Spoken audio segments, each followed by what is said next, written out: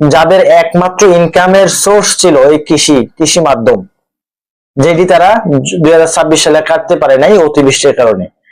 এই পরিপ্রেক্ষিতে 2026 সালে সরকার সিদ্ধান্ত নেয় আগামী 3 মাস এই কৃষকদের সরকার আর্থিক সহায়তা দিবে 7,500 টাকা করে। বিষয়টা শুনে আমি অনেক খুশি হয়েছিলাম, কারণ আমি একজন হাওড় পাড়ের কৃষকের সন্তান। তো এই বিষয়টা আমার সাথে অনেক এই বিষয়টা শোনার পর আমার অনেক আনন্দ লাগছিল। কিন্তু আশ্চর্যের বিষয় হলো বাস্তবতা ভিন্ন। বাস্তবতা হচ্ছে 7,500 টাকার পরিবর্তে এখন এলাকায় দেওয়া হচ্ছে মাত্র 3,000 টাকা। আমি গতকালকে এই খবরটা পেলাম। খবরটা শুনে আমি বিষয়টা অনেক আমার আমার কাছে বিষয়টা অনেক খারাপ লাগছে। কারণটা হলো 7,500 টাকা দেওয়ার কথা ছিল, এটা আমার কথা না, এটা হচ্ছে আমাদের কৃষি ও মৎস্য প্রাণী সম্পদ মন্ত্রী আমিনুর রশিদ সাহেব, উনি যারা বলছে শুনেন আগে। এখন যে পরিমাণ ক্ষতি হয়েছে ওইটা পোষায় দেওয়া তো সরকারের পক্ষে সম্ভব হবে না। তবে এই লোকটা যেন মহা বিপদে, যেভাবে মানসিক চাপে আছে, ওখান থেকে একটু লাঘব করা, সেটা 7,500 টাকা থেকে আস্তে আস্তে আমরা বাড়াবো।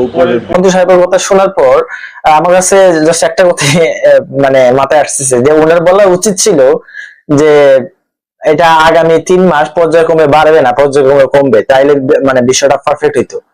যাই হোক, তো বাজেট যেহেতু মানে 3,000 করে দিচ্ছে, তার মানে সরকারের হয়তো বাজেটে মানে মিলতেছে না, অথবা এটা নিয়ে চুরি হইতেছে, দুর্নীতি হইতেছে, কোনো কিছুটা হচ্ছে না। হলে 7,500 টাকা বলার পরেও তাহলে কৃষক 3,000 টাকা কেন পাবে? এটা হচ্ছে মূল প্রশ্ন। 1 নম্বর প্রশ্ন। 2 নম্বর প্রশ্ন হইতেছে, আমাদের গ্রামে আনুমানিক ধরেন 300 ফ্যামিলি আছে। 300 ফ্যামিলির মধ্যে আমাদের গ্রামটার কথা আমি বলি।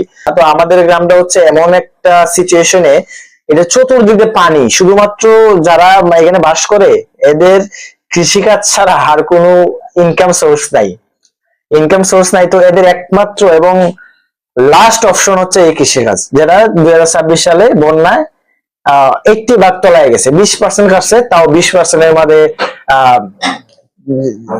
ধানের চারা চলে আসছে। তো এটা টোটালি আমার মনে হয় না যে এটা আর ব্যবহারযোগ্য হবে। তো এই 300-350 ফ্যামিলির মধ্যে আমাদের গ্রামে অনলি গতকালকে খোঁজ দিলাম মাত্র 60টা পরিবার পেল। তো আমার প্রশ্ন হচ্ছে যে তাহলে এই ডাকডুল পিড়াইয়া মন্ত্রী সাহেব বা বিভিন্ন মিডিয়াতে বলতেছে যে তারা নাকি মানে প্রতিটা পরিবারের কৃষক ফ্যামিলি নাকি তারা 7,500 করে দিচ্ছে। তাহলে এই বলার কারণ কি? তাহলে এটা কি জনগণের সাথে প্রতারণা বা দুর্নীতি বা চুরি হইতেছে? এই বিষয়টা আমার আসলে জানার আগ্রহ। কিছুটা একটা হচ্ছে, বা বাজেট কম। বাজেট যদি আপনার কম